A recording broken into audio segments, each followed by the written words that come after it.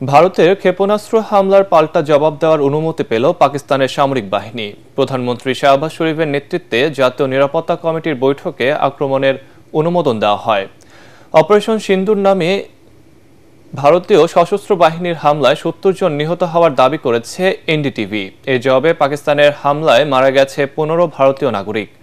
এছাড়া ভারতীয় একটি চেকপোস্ট ও সেনাবাহিনীর একটি ব্রিগেড সদর দপ্তর ধ্বংস এবং ৫টি যুদ্ধবিমান ভূপাতিতের দাবি করেছে ইসলামাবাদ। এদিকে আজাদ কাশ্মীরের সফল অভিযানের জন্য ভারতীয় সামরিক বাহিনীকে ধন্যবাদ জানিয়েছে ভারতের প্রধানমন্ত্রী নরেন্দ্র মোদী। বিস্তারিত শরীফুল ইসলামের প্রতিবেদনে।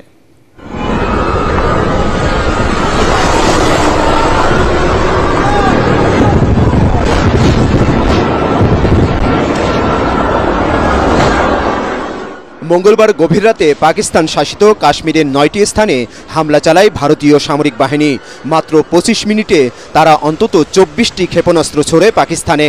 ভারতের ৩ বাহিনীর এই আক্রমণ আকাশ প্রতিরক্ষা ব্যবস্থার মাধ্যমে শক্তভাবে প্রতিরোধ করে পাকিস্তানের সশস্ত্র বাহিনী।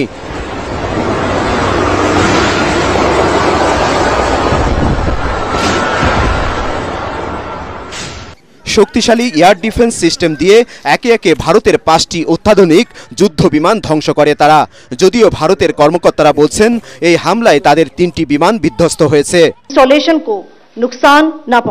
ভারতীয় সশস্ত্র বাহিনীর দাবি, জম্মু কাশ্মীরে সন্ত্রাসীদের ঘাঁটি লক্ষ্য করে হামলা চালিয়েছেন তারা।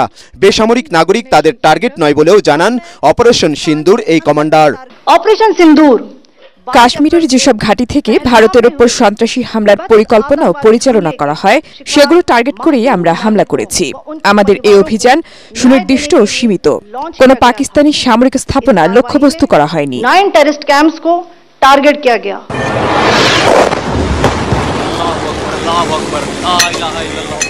ভারতের হামলার তাৎক্ষণিক জবাব দেয় পাকিস্তান। ভারত শাসিত কাশ্মীরের দুধনিয়াল চেকপোস্ট ও সেনাবাহিনীর একটি ব্রিগেড সদর দপ্তর ধ্বংস এবং ৫টি যুদ্ধবিমান ভূপাতিত করে পাকিস্তানের সামরিক বাহিনী। আহমদপুর ইস্ট মে আমাদের ৬টি স্থানে ২৪টি আঘাত হেরেছে ভারত। এতে অনেক পাকিস্তানি নাগরিক শহীদ হয়েছেন। কোটলিতে ৩টি মসজিদেও হামলা করেছে তারা। দিল্লিকে এর চরম পরিণতি ভোগ করতে হবে। ভারতের ক্ষেপণাস্ত্র ও ড্রোন হামলার পর দুপুরে জাতীয় নিরাপত্তা কমিটির জরুরি বৈঠকে বসেন পাকিস্তানের প্রধানমন্ত্রী শাহবাজ শরীফ। এ সময় ভারতের হামলার জবাব দিতে সামরিক বাহিনীকে অনুমতি দেয় দেশটির নিরাপত্তা বিষয়ক সর্বোচ্চ এই কমিটি। এতে বলা হয়, আত্মরক্ষায় ভারতের বিমান হামলার জবাব দেওয়ার অধিকার রয়েছে পাকিস্তানের। পাকিস্তানে হামলা পরবর্তী পরিস্থিতি নিয়ে মন্ত্রিসভার সদস্য ও সশস্ত্র বাহিনীর শীর্ষ কর্মকর্তাদের নিয়ে জরুরি বৈঠক করেন ভারতের প্রধানমন্ত্রী নরেন্দ্র মোদী। এতে পাকিস্তানে সফল অভিযানের জন্য ভারতীয় সামরিক বাহিনীকে ধন্যবাদ জানানো হয়। এদিকে ভারতের মিসাইল হামলায় মাওলানা মাসুদ আজহারের পরিবারের ১০ সদস্য ও ৪ ঘনিষ্ঠ সহযোগী নিহত হওয়ার খবর দিয়েছে পাকিস্তান ভিত্তিক সংগঠন জইশ-ই মোহাম্মদ। এর আগেই সংগঠনটির প্রধান মাসুদ আজহারকে সন্ত্রাসী হিসাবে তালিকাভুক্ত করে জাতিসংঘ। পাল্টাপাল্টি হুমকি ও গোলাগুলির উত্তেজনার মুখে পারমাণবিক শক্তিধর দেশ দুটির মধ্যে যুদ্ধের দামামা ভারত পাকিস্তানের মানুষের মধ্যেও বিরাজ করছে উদ্বেগ, আতঙ্ক। অস্থিরতা দেখা দিয়েছে প্রতিবেশী দেশগুলোতেও। তবে জানমালের নিরাপত্তা, ক্ষয়ক্ষতি ও শান্তি প্রতিষ্ঠার স্বার্থে আলোচনার মাধ্যমে সংঘাত বন্ধের প্রত্যাশা উভয় দেশের নাগরিকদের। শরীফুল ইসলাম, এটিএন বাংলা। পাকিস্তানে ভারতের হামলাকে কাপুরুষোচিত পদক্ষেপ বলে ক্ষোভ জানিয়েছেন দেশটির প্রধানমন্ত্রী শাহবাজ শরীফ। অন্যদিকে ভারতের পররাষ্ট্র মন্ত্রণালয়ের দাবি, পাকিস্তানে বেসামরিক নাগরিক বা সশস্ত্র বাহিনীর উদ্দেশ্যে নয়, জঙ্গি আস্তানায় হামলা চালানো হয়েছে। নিহতদের সবাই জঙ্গি বলে দাবি করছে দিল্লি। এদিকে পাকিস্তানে ভারতের ক্ষেপণাস্ত্র হামলাকে লজ্জাজনক বলে মন্তব্য করেছেন মার্কিন প্রেসিডেন্ট ডোনাল্ড ট্রাম্প। গভীর উদ্বেগ জানিয়ে সংঘাত বন্ধের আহ্বান জানিয়েছেন জাতিসংঘ মহাসচিব অ্যান্তোনিও গুতেরেসও। ভারতের বিরুদ্ধে তীব্র প্রতিক্রিয়া জানিয়েছে চীন এবং তুরস্কও। জাহিদুল আলমের রিপোর্টে বিস্তারিত। পাকিস্তানে ভারতের হামলার পরপরই সংবাদ সম্মেলন ডাকে ইসলামাবাদ। জানায়, প্রাথমিকভাবে মনে হচ্ছে মসজিদগুলোকেই লক্ষ্যবস্তু বানানো হয়েছে। বিবৃতিতে নারী, শিশু ও বৃদ্ধদের মৃত্যুর খবর নিশ্চিত করে পাকিস্তানের সামরিক বাহিনী। আমাদের শত্রু কাপুরুষ, তারা অন্ধকারে বেসামরিক জনগণকে টার্গেট করেছে। আল্লাহর রহমতে তারা আমাদের বড় কোনো ক্ষতি করতে পারবে না। দেশবাসীকে ঐক্যবদ্ধ থেকে সাহস ও ধৈর্য ধারণের আহ্বান জানাচ্ছি। এদিকে ভারতের হামলার ঘটনার বিপরীতে কঠোর হুঁশিয়ারি দিয়েছেন পাকিস্তানের প্রধানমন্ত্রী শাহবাজ শরীফ। বলেন, কোনো উস্কানি ছাড়া ভারতের এই হামলার কঠোর জবাব দেওয়ার পূর্ণ অধিকার রয়েছে পাকিস্তানের।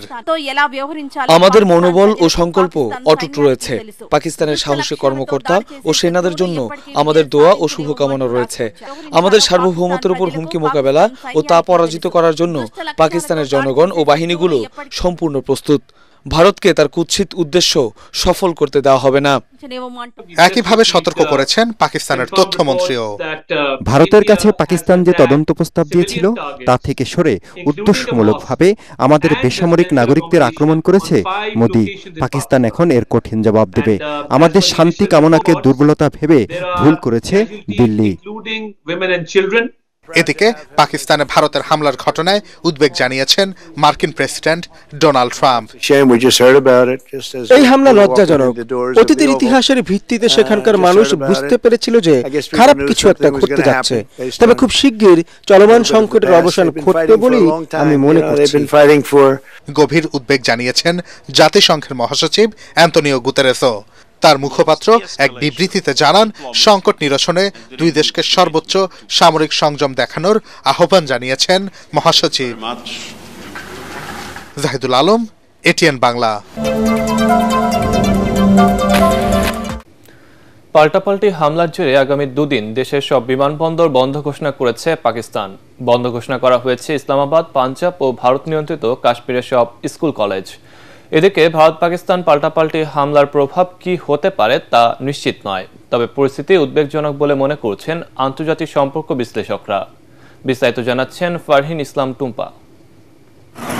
ভারতের ক্ষেপণাস্ত্র হামলায় শিশুসহ বেশ কয়েকজন হতাহতের পর তা প্রতিরোধ করে আকাশ ও স্থল পাল্টা হামলা চালায় পাকিস্তানও। এ নিয়ে থমথমে পরিস্থিতি বিরাজ করছে উভয় দেশেই। হামলার বিষয়ে ভারত আবারও দাবি করেছে যে তারা জঙ্গিদের ব্যবহৃত অবকাঠামোতেই আঘাত করেছে। উত্তেজনাকর এমন পরিস্থিতিতে বাণিজ্যিক বিমান চলাচল হুমকি জানিয়ে পরবর্তী ৪৮ ঘণ্টার জন্য সব বিমানবন্দর বন্ধ ঘোষণা করেছে পাকিস্তানের বেসামরিক বিমান চলাচল কর্তৃপক্ষ। বেসামরিক নাগরিকদের জন্য বন্ধ ঘোষণা করা হয়েছে ভারত নিয়ন্ত্রিত কাশ্মীরের রাজধানী শ্রীনগরের বিমানবন্দরও। বন্ধ ঘোষণা করা হয়েছে ইসলামাবাদ ও পাকিস্তান এবং ভারত নিয়ন্ত্রিত কাশ্মীরের সব স্কুল কলেজ। इंडिया ने बहुत गलत हमला कर दिया हमारे ऊपर और जुल्म किया, उस वजह से फ्लाइटें बंद हो गई। इस्लामाबाद अगर गरीब जाओगे आधा घंटा फ्लाइट उतरने वाला था। দক্ষিণ এশিয়া বিষয়ক বিশ্লেষক মাইকেল কুজেনম্যান পারমাণবিক অস্ত্রধারী প্রতিবেশীদের মধ্যে এই পরিস্থিতিকে উদ্বেগজনক বলে অভিহিত করেছেন।